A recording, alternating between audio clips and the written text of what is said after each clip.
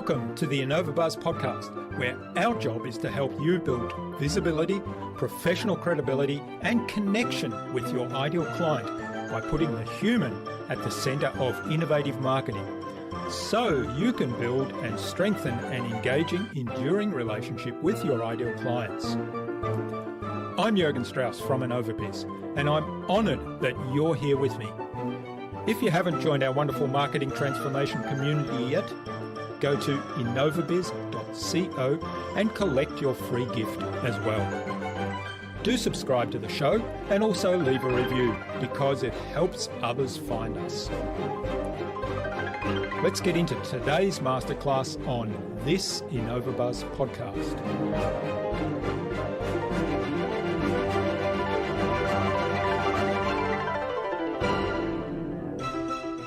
Don't just give VAs, when they first start, the tasks that you think they should be able to do for you.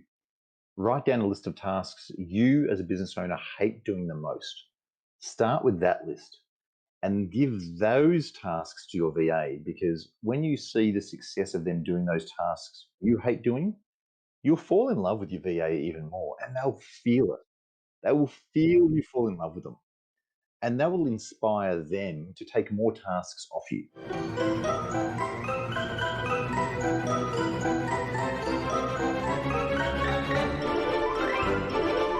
Welcome back.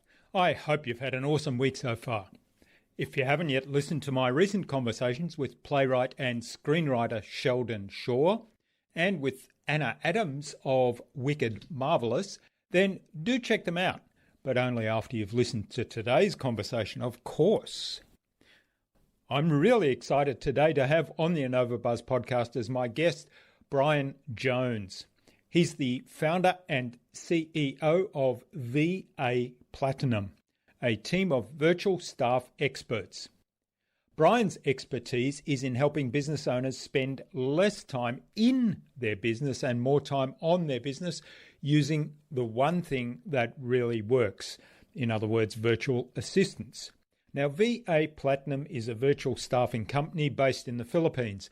The thing that really sets them apart is systems. They have over 200 systems to ensure business owners get the best out of their virtual assistants. In our discussion today, Brian talked to me about what makes a good system and who should document them.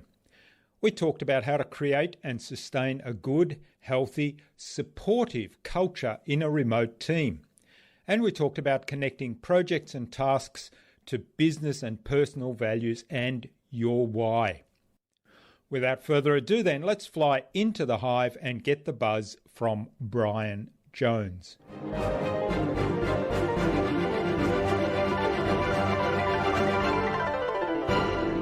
Hi, I'm your host Jürgen Strauss from InnovaBuzz, and I'm really excited to welcome today to the InnovaBuzz podcast from one of my favourite little spots in the world, Bright in the mountain ranges of Victoria, Australia. Brian Jones, who is the founder and owner of VA Platinum. Brian is a virtual staff specialist, and he has a mission to help business owners and entrepreneurs achieve more time, more money, and more freedom using virtual staff in the Philippines.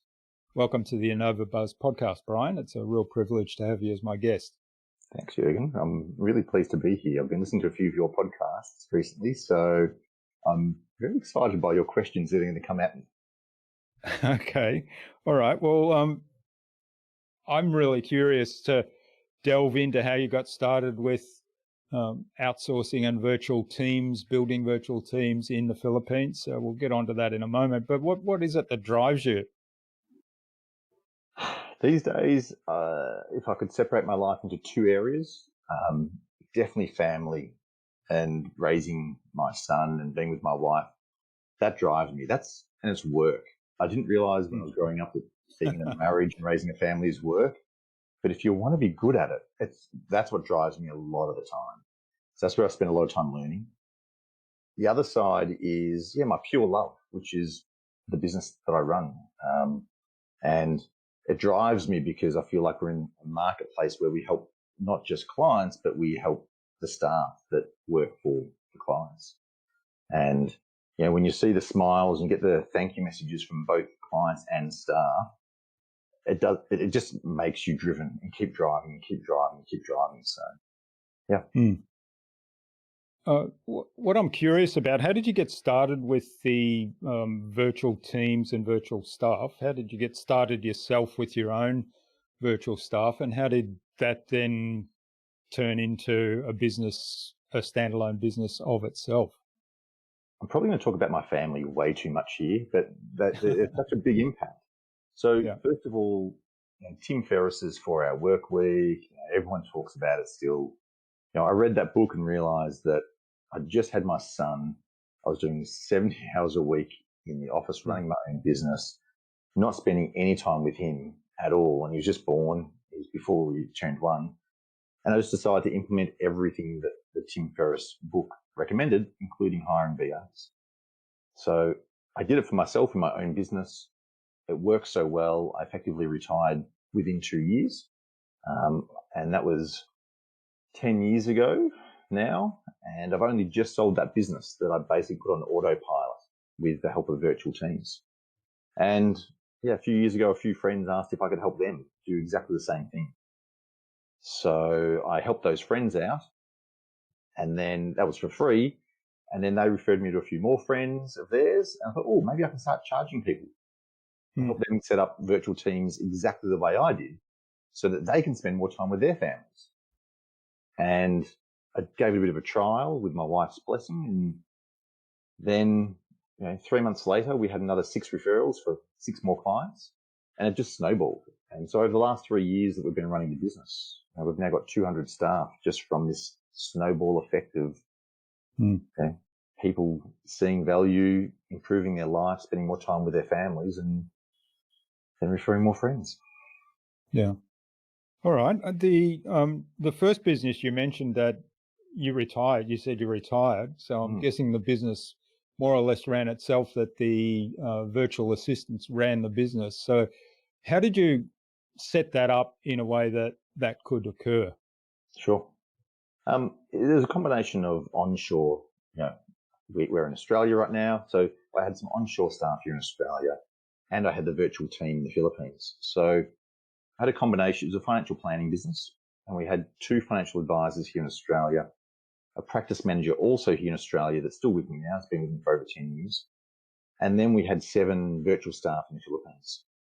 So we basically had a structure where client-facing advisors would see clients, but all back office admin work, all phone calls, anything to do with paperwork and administration compliance was done by the back office team. And because I also had a practice manager, it meant that I really didn't have to do anything. She ran the practice. We set up over 500 systems and processes that drove everything in the business. I actually heard one of your past guests, was it Jamie, talking about virtual staff as well. And he was very much all about systems processes as well. Yeah, or that would have been Jamie J. Yeah. I think I've spoken to a number of people that have used virtual assistants, or like Jamie and yourself have businesses based on virtual assistants. And I think one of the keys is having systems and processes in place. So did you have those in place, or did you when you started the journey, or did you quickly recognize that, hey, there was a gap there, I have to do this? Huge gap. And again, I can't take all the credit, because after I read Tim Ferriss's 4-Hour Work Week book, I read The E-Myth by Michael Gerber. And, a combination of those 2 books, they really drove towards documenting how you do tasks. But not just how, why do you do those tasks? It's that big answer of why do you do them that is that key ingredient in any system to ensure that the person doing those tasks or learning how to do them understands the relevance of it in the business. So I can't take any credit for being innovative in this case, other than reading 2 amazing books. Yeah. Well, who was it that said was it Isaac Newton, that we stand on the shoulders of giants before us? Yeah. Love it. Yeah. You make a really good point there, and I think that's worth kind of reiterating that in terms of the processes, having systems and processes in place, documenting procedures from the point of view of not just here's how to do it, but here's the outcome. I mean, I like to look at it from, here's the outcome we want to achieve with this. Here's why we're doing it. So the why is a really big thing. And here's how it, also like to do, here's how it fits into the bigger picture. Yeah. So that people doing what might seem on its own like a small standalone task see, oh, this fits into producing a wonderful podcast, for example, or this fits into this training program. It might be just editing a single video, but hey, this fits into this training program that's got 1,000 people buying it every year, and therefore generating lots of revenue for the business. So that is really powerful. Key ingredient. Yep. How it fits into the bigger business. Every system's got to have it, for sure. I agree. Yeah. All right. So I guess one of the questions is a bit of a Dorothy Dixer. I mean, as somebody that's worked in this area myself, but why the Philippines? At the time when I started this business 3 years ago, I had two other businesses in a similar space. I had one in Melbourne, in the heart of the CBD, and also a business in Noida in India. And I really thought about the sort of clients that would want to use a virtual assistant business, especially from an Australian perspective. And I had a look around at Sri Lanka, I had a look at Thailand, I looked at my existing 300-seat business in Noida. None of them had the right culture of the people that would work in those businesses. And I had a look at Manila. So I looked at the Philippines. I went, okay, let's have a look at Manila. Let's have a look at Cebu, the two biggest areas for call centers. And even then, there's such a huge difference, Jürgen, between Manila, the people that work in Manila and those that work in Cebu. And I found, we're both Victorians in Australia. I found that the Cebuanos most resembled us as Victorians, most resembled people in South Australia, Queensland, WA, as the sort of people that would fit into the culture of a business.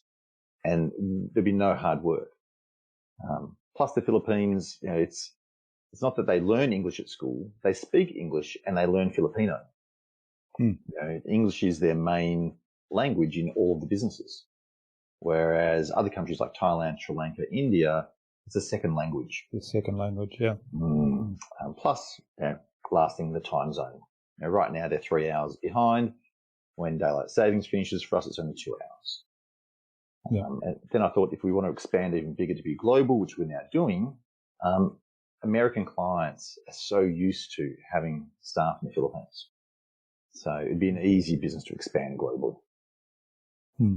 Big answer. Sorry. Yes, went on. Sorry? That was a big answer, wasn't it, for a simple question?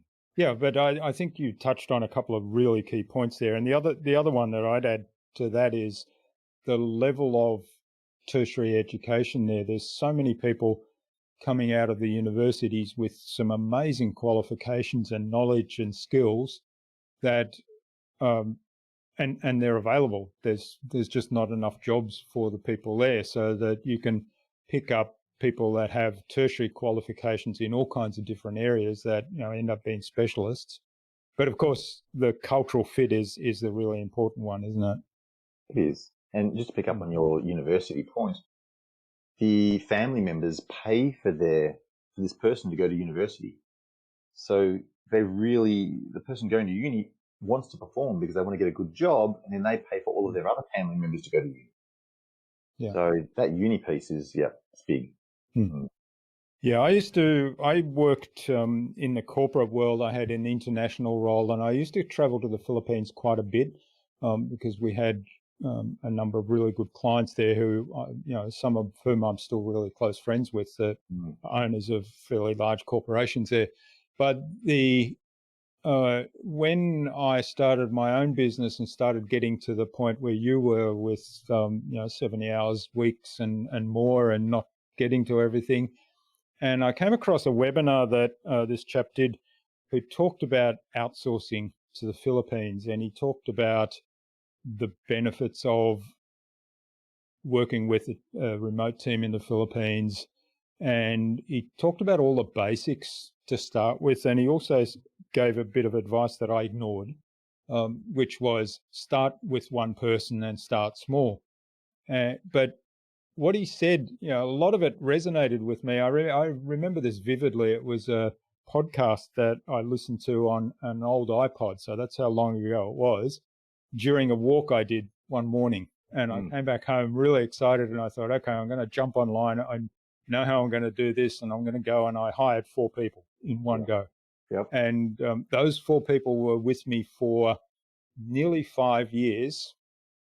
And it worked brilliantly, and kind of the freedom I suddenly felt after that time was just amazing. But I had the benefit of having the experience of having worked with people remotely before, even before the internet, and also of knowing a little bit about Filipino culture because of my interactions and work there in the past. So that was kind of a big deal for me. But the transition is amazing, isn't it? Yeah, and I think you did the right thing. If you can afford it, and if you have a business that's growing, hiring one person it's actually one of the things I did wrong for 3 years in a row. When I first started using staff in the Philippines, I actually failed at it for 3 years, and one of the main things I did wrong was hiring just the one person. I personally only found great success once we hired 3 and built a real team culture, and the systems meant that team members backed each other up. Now, it's not to say that hiring one doesn't work. It certainly does. And probably, I worked it out the other day, 72%, I think, of our new clients only hire one person. But then of those 72%, 90% of them hire their second person within 12 months. So I think most business owners start to realize, they want to put their toe in the water because they're nervous about outsourcing for the first time. Once they see how well it works for them, they're like jumping, please get me another person. I can see that this works. So what are some of the biggest mistakes that people make when they do this for the first time, and how can they avoid doing that, avoid making those mistakes? So I'll talk about my experience, and plus, my experience working at a few hundred clients. But one of the mistakes I personally made was being a bit vulnerable here. I treated them differently. I treated the Filipinos as a lesser people because I thought, I was younger, much younger than I am now. And I felt like I was successful, coming from a first world country, and that they're in a developing nation. I'm paying them a good wage, but they're there to do my tasks. That was the biggest mistake I could have made. Like, they are just like us and we are just like them. And I'm loving that you've been to the Philippines because I'm sure you'll agree, like, there's no difference between us and them. We go to restaurants, the movies, family's exactly the same, although they value family even more than we do here in Australia. Oh, yeah. Yeah, that's a big thing for them. Massive. And really, once I got over my own ego and, threw my ego out the window, I found that performance of the team members just accelerated because they realized I was just at their level. We weren't treating each other differently. So even in our hiring process now, we make sure that when we're interviewing candidates, they don't ever treat, because I always interview candidates still myself. I know it's a weird thing for a CEO to still do, but I believe in this, that if I feel that a team member who I want to join our business is treating me any differently to the way they treat their friends, they're not suitable for business. And we really want to feel that we could invite them over to our house for barbecue on the weekend and enjoy each other's company. Yeah. That's the biggest mistake, I think, that I see people make. I could rattle off a few more, or happy to move on. Yeah. Well, I think you've touched on the culture question again there. To, first of all, having a culture of everybody's working together for a common good here, and also, the values that the team members in the Philippines have are very similar to the values that we have. They're very strong about family. They care about their own. I mean, I find that they're incredibly hungry to learn, which is a great value. That's a beautiful match to my company. And I really love the people that ask me questions and want to learn and want to experiment and try things out. So there's all of those things. There's a funny story. I've shared this once before on an episode.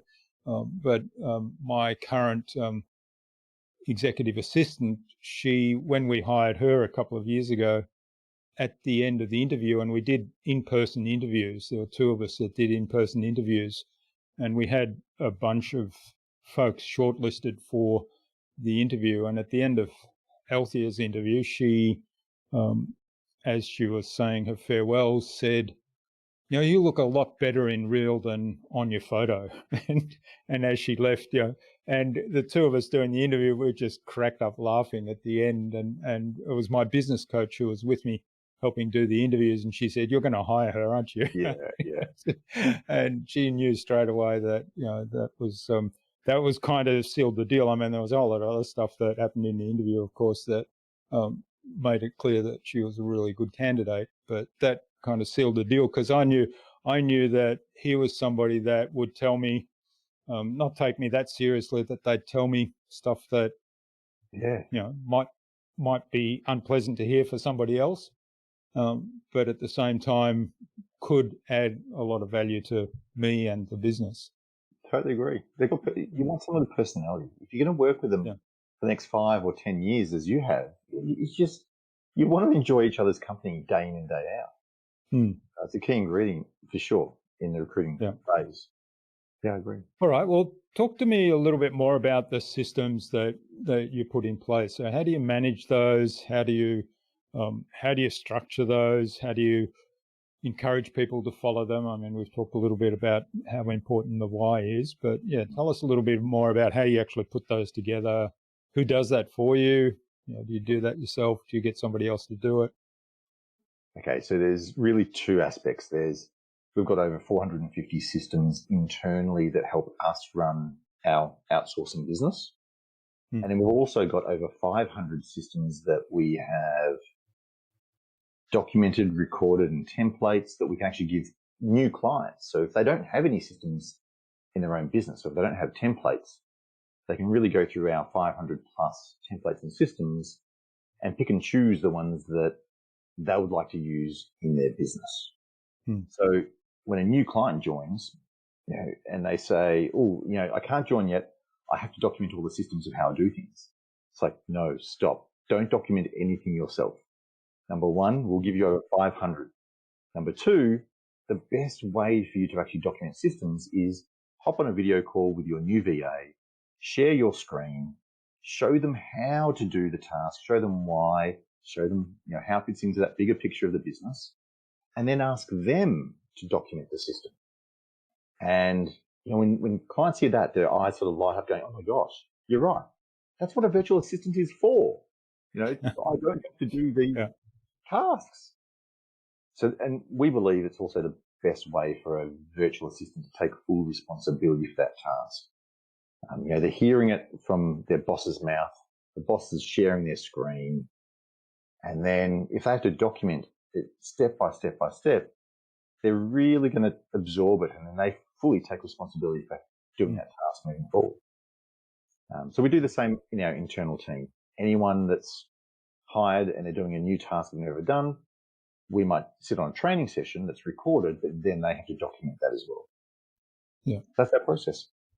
Yeah. And, there's so many people have shared exactly that process, which I think is probably one of the big secrets about making this whole thing a success, not just having the systems and what we talked about earlier, having them structured in a particular way, but actually having the people that are going to do the tasks or do the particular process, having them actually document it and own the improvement of that. Yeah. And then the next step that I'm kind of keen to do more of, and we do a little bit of it, is then have that person train the next person. True. Okay, so let's talk about the next step. The next step is that, and this is secret sauce that I think if anyone's listening, if they just did this one thing, I believe that this is 50% of a VA succeeding. Really is 50%. We've got a simple tool that we call What Success Looks Like.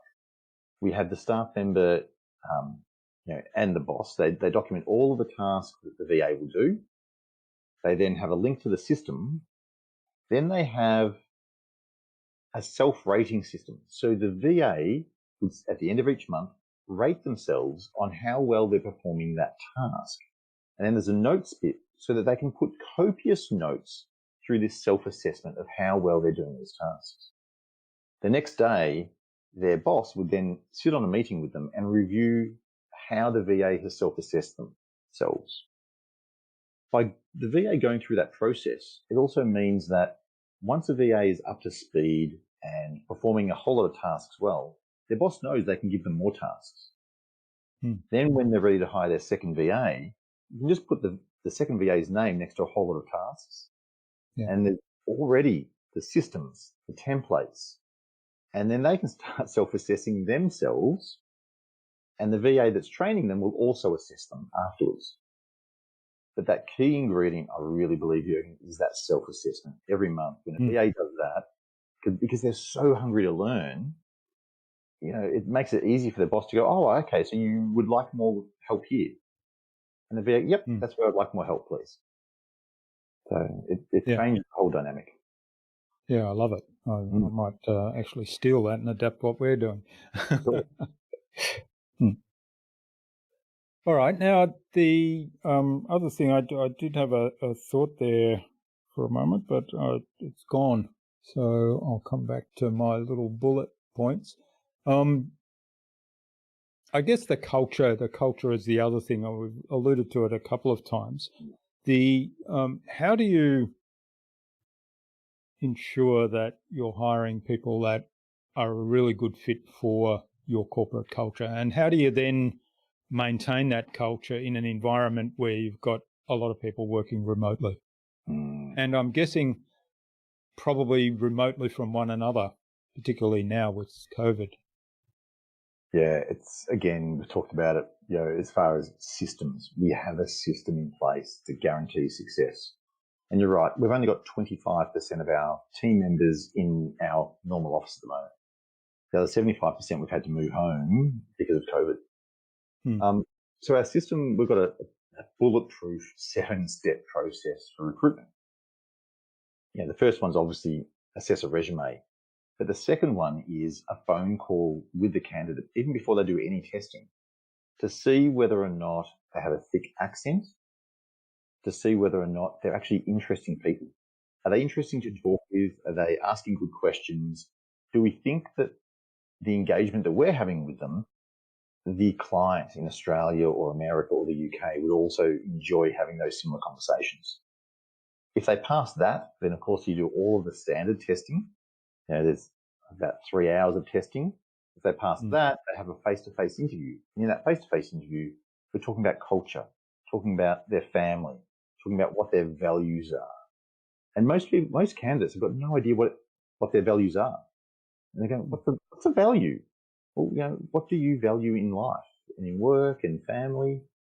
If you move fast forward, I do an interview, so I'm assessing for culture in my questions. I've got a preset lot of questions. And then finally, our clients, they actually do the final round of interviews. So they can assess candidates against their own culture, against their own values. And then once a client and a VA start together, we take them through a 10-session coaching program over 6 months where we raise culture at every single meeting. So we're ensuring that both VA and client continue to understand that culture is a really key ingredient to a successful long-term relationship. So you can see it's a huge thing, huge. It is, yeah. So there's lots of systems in place to address that. What can business owners do on a day-to-day level to make sure that the culture that they want to have in the business is actually there, even though it's a remote team? Yeah, good question. This is something I've only I've been working with VAs for 10 years, and even I'm still learning, Jürgen. Something I learned in the last 6 months was if a business owner documents the values of their business, they can actually attach a value to every single task that a VA does. So, we were talking about systems earlier on. If a business owner is willing to spend the time to document their own values, which equals the total list of values will equal their culture, Hmm. and attach a value to every single task, then a VA really understands even that bigger picture again. Not just where does the task fit into the business, but into the values of the business and therefore the culture. So we've been adopting that, and it's astounding the change in the VA's mindset and also change in the bosses, the business owners' mindset. And when they're allocating a task, they physically have to think about, well, what value do we have in the business that this aligns with? So yeah, it helps slow everyone down and think about culture.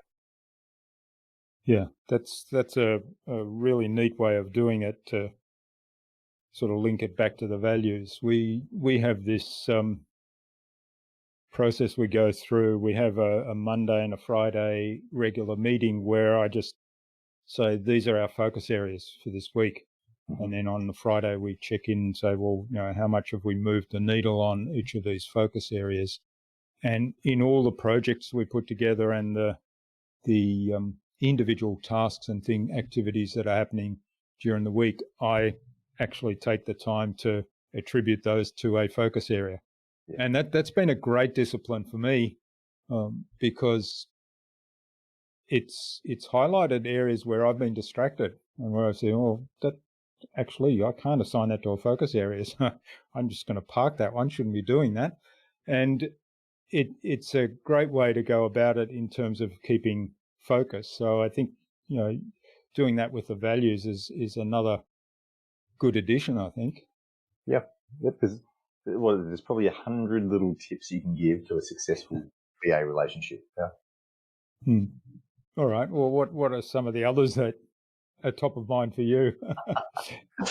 All right. I'll pick up on that last point you made. When you're starting a new journey with a virtual assistant, I really believe in those meetings. So, we structure our clients to ensure that they have at least a 1-hour meeting every day and then 2 30-minute sessions in the afternoons, so that they're giving the attention and time to their new team members, because most business owners, they're rushing, and they can be haphazard in how they train a staff member. So we make sure that they put aside that time in their first week. In the second week, they get to drop one of the half-hour sessions in the afternoon. By the third week, they can drop the 1-hour meeting in the morning down to 45 minutes. And so we take them on a journey where they get to upfront invest a lot of time into their new VA, but it peters down. So by the time we get to the end of 3 months, we start then talking more about efficiencies. So we talk about, well, you don't have to meet with your VA every morning now. You can use your CRM or software tools.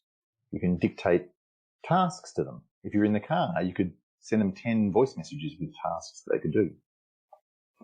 So, yeah, that's a really important, again, talking about culture as well, getting a business owner to slow themselves down so that they give attention to a VA that enables their business then to speed up within 3 months.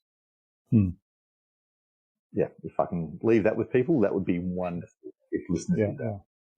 Yeah. And in some ways it comes back to, I think it's called effective delegation, as opposed to dumping the task on somebody else. Totally. And expecting them to do something without any support or guidance or processes or systems in place, God forbid. I agree. In fact, yeah, here you go. Here's one more that I think would help listeners. Don't just give VAs, when they first start, the tasks that you think they should be able to do for you. Write down a list of tasks you as a business owner hate doing the most. Start with that list and give those tasks to your VA, because when you see the success of them doing those tasks you hate doing, you'll fall in love with your VA even more, and they'll feel it. They will feel you fall in love with them. And that will inspire them to take more tasks off you. So definitely start with the tasks you hate doing. And they could be some complex tasks, but at least start there. Don't just give them easy tasks to start with, because it won't really help you as a business owner. That's right, yeah. And they might be things you actually enjoy doing. So true. You're taking away the enjoyment and getting left with the bits that you hate doing, as well as Yeah. There's no fun in business then. Oh, magic. Yep. Okay, well, this is fascinating. Thanks for all those tips, Brian. I think it's a good point now to move on to the Buzz, which is our innovation round, and it's designed to help our audience who are primarily innovators and leaders in their field with some tips from your experience. So they're probably a little bit more general business questions, but you can take them wherever you want to take them. So I've got 5 questions. Hopefully your answers will inspire the listener to go and do something awesome as a result today. Okay, fire away. I'm ready. So what's the number one thing you think anyone needs to do to be more innovative? Read. 100%. Just read. What was the saying you said? Stand on the shoulders of giants? Yeah. Don't try and reinvent the wheel. It's been invented. Improve upon it. Yeah. So I think reading is the number one. Yeah. What's your favorite reading mode? Do you favor hard copy books? Do you do audio books? Do you go online to... Hard copy. Yeah. So you've got a big bookshelf there behind you. Yeah. So, when we leave Bright, because, Bright's a small country town, for those that don't know what it is, it's only got 3,000 people who live here. My favourite thing to do is go to a second-hand bookshop whenever we go to a big city. Yeah. And, I just love coming home with like suitcases of books. So, yeah, definitely hard copy. Yeah. All right. Well, we'll have to talk about where all the good bookstores are. There's not so many left, I think. It's not. Yep. All right. Now, what's the best thing you've done to develop new ideas? Ask questions. Ask questions of clients. So anytime I have a new idea, and I usually do it first thing in the morning. So I'm an early riser. I'll get up between 5 and 5:30, and I like to spend a bit of time journaling about what's happened well, what's working well, what's not working well, and that spurns my new ideas. And then to develop them, I just ask clients. We'll either send a small survey out to a small sample, or I'll do 5 phone calls to clients that I trust will give me honest answers. And I just test the market straight away. So, and if I get a resounding no, then I just kill it fast. If I get some interest and some conversation, then I might expand the survey or expand who I've asked. And then until I get a really solid yes from enough people, I just won't develop it any further. Yeah, I love that approach, and it's sort of a little bit aligned with the lean startup approach. But, my third book. That's with Eric Ries. Yeah, that's right. Yeah. Okay, so you've hit on we're talking about our first point. Tim Ferriss's 4-Hour Work Week, the E-Myth, and Eric Ries' Lean Startup. The 3 books that my whole business is modelled on. Yeah. Yep. Very good. Love it. Yeah. Yeah. Okay. So do you have a favourite resource you use most often? I do. Loom. So Loom. I love Loom. I couldn't live without it. I think I do about, let's say 15 looms. And for those of you who don't know what a loom is, it's just a bit of software that sits as a button on your Chrome toolbar, and it will record your voice and your screen, so that if you're reviewing a contract or a document, or if you just want to connect with someone visually, it'll take you no time at all to just click on a loom and record your voice and record a document, instead of having to sit there and type out a long form message. So I reckon I save about an hour and a half a day. It's a fabulous tool. I mean, there's a few of those around, but we won't confuse people now. So just go check out Loom. And as you say, it's just in your browser window. You just click on it. You can do a video of yourself speaking to camera. You can do a combination of screen share plus yourself on camera, where you're just a little insert at the bottom corner. Or you can do a full screen share. And coming back to what we were talking about earlier in the processes, that's certainly something that I made and still make lots of use of, to do screen shares. And I find that, like you say, you can, instead of typing up a lengthy email, you can take a minute to do a video and reach out to people. And here's a bonus tip. If somebody reaches out on LinkedIn, or if I want to connect with somebody on LinkedIn, a 2-minute video bypasses the whatever character limit that you have when you first reach out to somebody who you're not connected to. And not only that, it makes you stand out. So I don't know how many people have come back to me and said, wow, that was really impressive. And it actually is less work for me. It's a great tip. Yeah, I've used it a few times, but not enough. So thank you. I'm going to use that more. Yeah. And the other place where I use it from time to time and it gets great results is when I'm pitching to go on a podcast. So instead of sending an email, I'll do a video. Yeah. Which of course means that not only do they get to see me, they get a sense of how I might appear on the podcast and whether they like that or not. Correct. Yeah, there's a guy, Baz Gardner. I think it's come out of the US, but it's the know, like, and trust. If somebody can see you on that video and talking, they can get a feel and they can get to know you. They quickly decide, do they like you, and are you trustworthy? Yep. Video, amazing. All right. So Loom video, great. Now, what's the best way to keep a client on track? I mean, you mentioned before your process for the onboarding and having the regular meetings, but what sort of, in an overall sense, what's the best way to help keep clients on track? So we've got meetings and checklists. The overwhelming feedback from our clients is that they thought they were just hiring a VA when they joined them. But once they realize that we physically will meet with them once a week, then once a fortnight, and it moves to monthly, we're holding them accountable. And we take minutes of every single meeting and we present those minutes at the end of the meeting. As we enter the next meeting, we bring up the minutes and we say, well, have you done these things?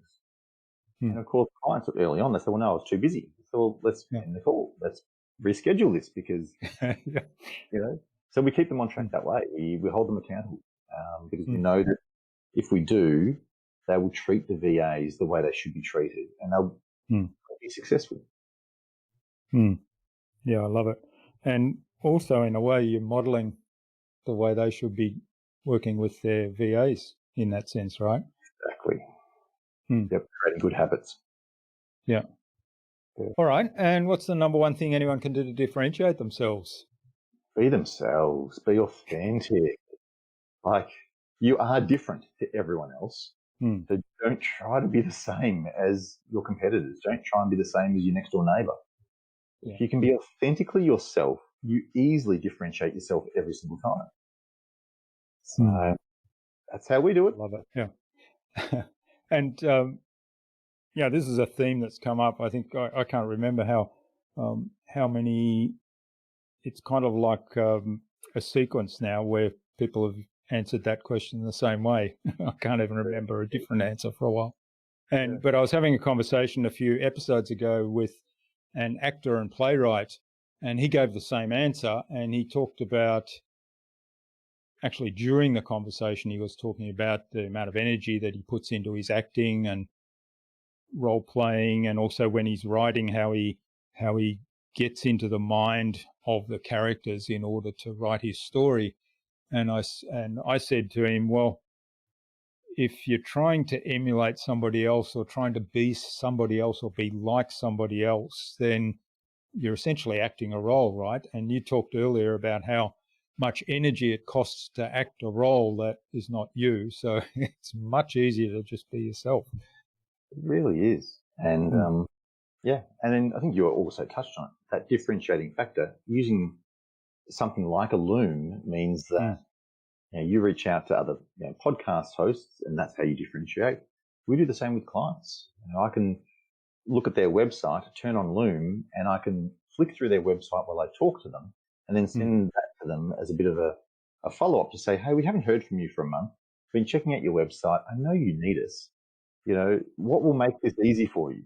And if they can see me smiling on the video and they can see I'm looking at their website, it's such so even using tools, I think, can help people differentiate. Yeah. Well, just before Christmas, I put through a fairly sizable proposal for a client for a new project. It's pretty big. And I did a video. I basically did a video talking through. I had a presentation, did the presentation. I knew she wouldn't have time to get on a phone call and go through it in detail. I knew she'd want to actually read it without me kind of talking to her. So I thought, well, I'll do the video along with the presentation. She's still got the presentation to read, but she's also got the video with my kind of asides and comments and recommendations. Yeah. Work. And that works really well. Yeah. Okay. You and I are just two kindred spirits. All right. Well, thanks, Brian. This has been really fabulous. Now, where can people find out more about you, find out more about the VA Platinum business, and also maybe get in touch and say thanks for what you've shared today? So the website is always the best. So it's VA, so V for virtual. Yeah. Yep. So vaplatinum.com.au, or if you're outside of Australia, just vaplatinum.com. And just my first name, Brian at vaplatinum.com.au. It's Brian with an I-A-N, not a Y-A-N. Yeah. Right. And we'll have links to that on the show notes, of course, so people can go and check that out. All right. Now, do you have any parting advice for our listener today before we wrap up? Sure. Go back and listen to all of your other episodes. And that is curious. Like, I did it about a month ago, and I listen to a lot of podcasts. And every single podcast I listen to of yours, because you only leave those 5 fireside questions to the end, there's so much value that you allow your guests to give to your listeners. So, if you're listening to this episode for the first time and you're one of my clients, go back and listen to the earlier versions or the earlier episodes. You'll learn a lot.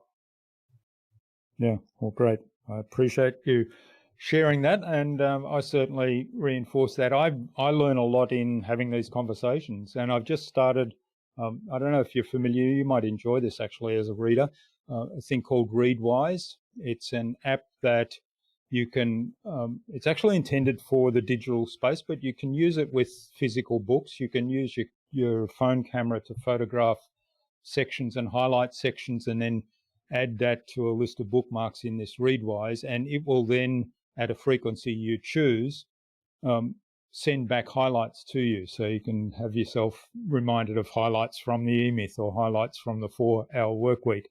And what I've discovered is you can also, there's a plugin for Chrome that you can bookmark or highlight elements of any blog post. So I've started going back through my podcasts, highlighting some of the things that resonated with me from episodes ages ago that I actually haven't thought of again, and started adding it to that as well, so that it'll regularly remind me of those things now. It'll come up at random with some wisdom, and here's something that Brian Jones said around outsourcing will come up randomly at some point in the future, and I'll be reminded of it again. I love it. Thank you. I have never heard of it, but I've asterisked it. I've written it down. So I'll look after this. Well, yeah, we'll include a link in the show notes for that one too, because I have it is an affiliate link, but it actually gets you 30 additional days of trial. So you can get 60 instead of 30. Cool. All right. Now, finally, who else should I get on this podcast and why? I don't know if you have. I tried to see. Have you had Glenn Carlson on before from the Dent Group? They run Key Person of Influence. I have spoken to Glenn at a conference and we have communicated, but I haven't actually succeeded in getting him on yet. Okay, so yeah. So there's Glenn, and I think also I mentioned him earlier. A guy by the name of Baz Gardner. He really is an intuitive fella, and he helps business owners, coaches business owners in how to be authentic, to be themselves, to be their own voice. So I think I'd like to listen to him actually on your podcast. I'm interested to hear his answers to your questions. Okay, all right. Well, we'll get an introduction from you to Baz, and we'll reach out to Glenn again. Maybe you can kind of point out that you've recommended him as well, and we'll see if we can get both of them on the show in the future. Done. I'll do both of those. I'll send intros. Excellent. Well, thanks so much for sharing your time and your insights so generously today, Brian. This has been a fabulous conversation. We are a little bit kindred spirits here. We're sort of like-minded in a lot of areas. I've really enjoyed this. There's quite a few tips that I've written down here that I will go back and implement now, I think. And I hope that the listener will get a lot of value out of this. I'm sure they will. Now, I wish you all the best for the future, and let's stay in touch. Sounds good, Jürgen. Thank you so much. I've really enjoyed it too.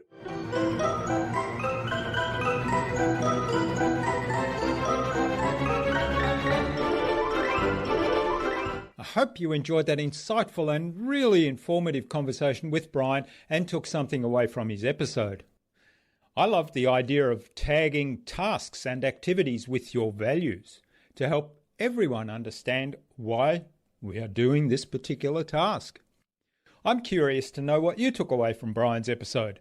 Leave a comment below the blog post, which you can find at innovabiz.co/Brian Jones. That is BrianJones, all lowercase, all one word, innovabiz.co/Brian Jones. You'll also find contact information there for getting in touch with Brian, as well as links to the VA Platinum website, his social media pages, and all the other resources we spoke about in our conversation today. Now, if you like this episode, please share it with at least 2 other people that it might help. I really want to get these valuable insights that people share with us on this episode, on these podcasts, out to as many people as possible that it could help.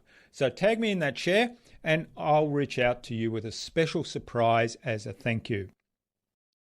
Brian suggested that we have a conversation with Glenn Carlson of the Dent Group and with Baz Gardner of the Social Advisor on a future InnovaBuzz podcast episode. So Glenn and Baz, keep an eye on your inboxes for an invitation from us to the InnovaBuzz podcast, courtesy of Brian Jones.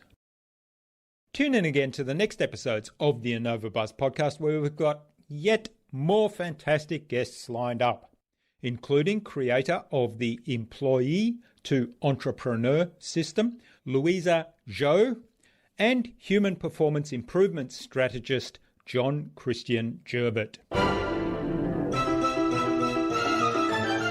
Thanks for listening to this episode. Make sure you subscribe to the show to be reminded of new episodes. It's free to subscribe. Leave a review if you like. Even if you don't like me, I'm okay with that. I'm asking you to leave a review because it helps other people find this show. Go to innovabiz.co to join our marketing transformation community and access a free gift my team and I made for you.